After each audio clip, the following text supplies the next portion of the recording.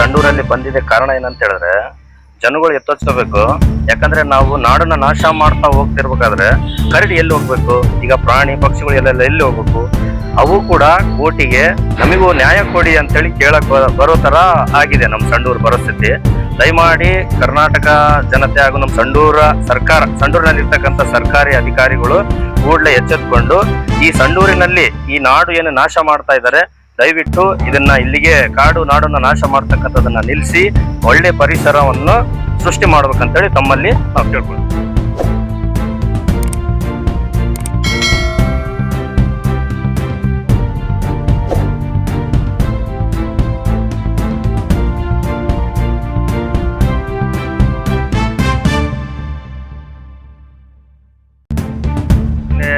Sandur taluk coat ಹತ್ರ ತಡರಾತ್ರಿ 12-1 ಗಂಟೆ ಸುಮಾರು ಕರಡಿ ಬಂದಿದೆ. ಇಲ್ಲಿಯ ಜನರಿಗೆ ಬಹಳಷ್ಟು ಭಯಭೀತಿಯಲ್ಲಿ ವಾಸ ಮಾಡ್ತಾ ಇದ್ದಾರೆ. ಇದು ಕರಡಿ ಬರೋಕೆ ಕಾರಣ ಏನಪ್ಪಾ ಅಂದ್ರೆ ನಮ್ಮ ಸಂಡೂರು ಮಲೆನಾಡಿಗಂತ ಏನ್ ಕಡಿಮೆ ಇಲ್ಲ.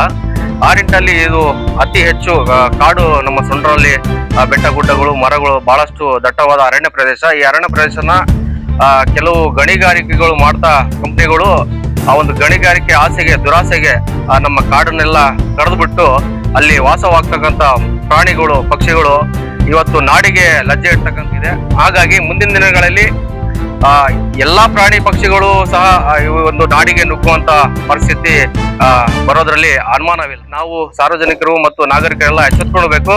ನಾವು ಕಾಡನ್ನು ಉಳಿಸ್ತಕ್ಕಂಥ ಕೆಲಸ ಮಾಡಬೇಕು. ನಾವು ಕಾಡನ್ನು ಉಳಿಸಿದ್ರೆ ಅಲ್ಲಿ ವಾಸ ಮಾಡ್ತಕ್ಕಂಥ ಪ್ರಾಣಿಗಳು ಏನಿದಾವೆ ಅಲ್ಲೇ ವಾಸ ಮಾಡ್ತವೆ. ನಾವು ಕಾಡನ್ನ ನಾಶ ಮಾಡ್ತಾ ಹೋದಂಗೆಲ್ಲ ಕಾಡಿನಲ್ಲಿ ವಾಸ ಮಾಡ್ತಕ್ಕಂಥ ಪ್ರಾಣಿಗಳು ನಮ್ಮ ಮೇಲೆ ದಾಳಿ ಮಾಡೋದನ್ನ ಮುಂದಿನ ದಿನಗಳಲ್ಲಿ ನಾವು ನೋಡ್ಬೇಕಾಗುತ್ತೆ. ಸುಮಾರು ವೆಸ್ಕೋ ಮೈನ್ಸ್ ರೋಡ್ ನಲ್ಲೇ HRD ಕ್ರಾಸ್ ನಲ್ಲಿ ಒಂದು ಚಿರತೆ ಸಹ ಕಾಣಿಸ್ಕೊಂಡಿತ್ತು. ಹಾಗಾಗಿ ಇದಕ್ಕೂ ಮುಂದೆ ಒಂದ್ 2-3-4 ವರ್ಷದ ಹಿಂದೆ ಸಿದ್ದಾಪುರ ಮತ್ತು ಬಾವಳಿ ಸುಶೀಲ ನಗರ ಆ ಗ್ರಾಮದಲ್ಲಿ ಚಿರತೆ ದಾಳಿಗೂ ಬಲಿಯಾಗಿ ಬಹಳಷ್ಟು ಜನ ತೀರ್ಕೊಂಡಿದ್ದಾರೆ.